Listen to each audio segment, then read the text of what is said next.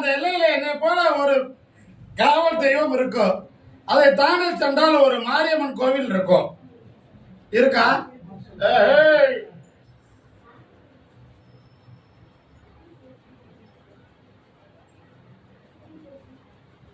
இப்போ உறவுக்காக பேசணுமா, உடல்நிலைக்கு பேசணுமா?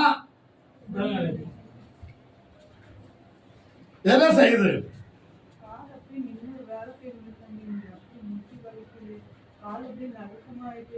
முட்டு வெளியே விட கீழே, முட்டிக்கு கீழே நடுக்கமும் சிந்தனை இருக்கும். பாதத்துல ஆடு ஏறியது போல கால் தரையில் வைத்து ஊண்டி நடக்க முடியாது. கால ஒன்று வா.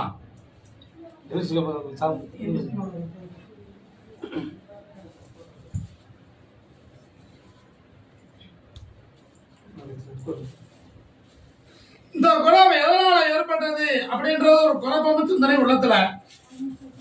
இந்த வலியும் சிந்தனை இல்லாம பூர்ணமா குணப்படுத்தி கொடுத்துடணும் என்பது ஆசை. இதை தாண்டி வேற என்ன கேட்கிற?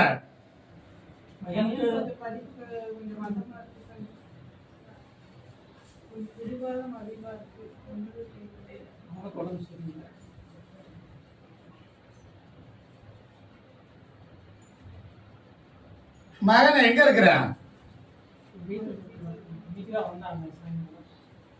உன்னிடத்துல இருக்க மாட்டேன்.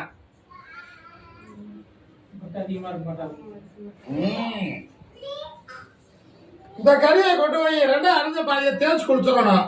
சரியா? குளிச்சதுக்கு அப்புறம் பாதி கனியை புழுந்து சாப்பிடணும். இன்னொரு பழத்தை கனி சேர்த்து சாப்பாடு செய்து எல்லோரும் சாப்பிடலாம். புரியுதா? மழை மாற்றி தந்துறேன்.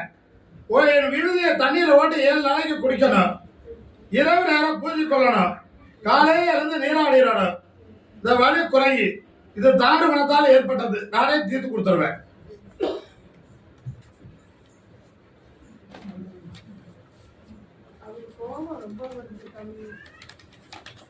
இத கறியை சாப்பாடு செய்து சாப்பிட வைத்துரு. மாத்தி கொடுத்துருவேன். ஜெயித்து கொடுத்துருவேன். கவலைப்படாத.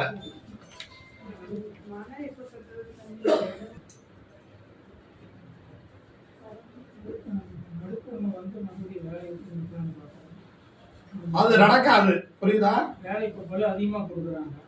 அதை நான் தீர்த்து தந்துறேன். அவனுக்கு வேற டிபார்ட்மெண்ட்டுக்கு மாத்தி கொடுத்துறேன். ஜெயித்து கொடுத்துறேன். கலங்க வேண்டாம்.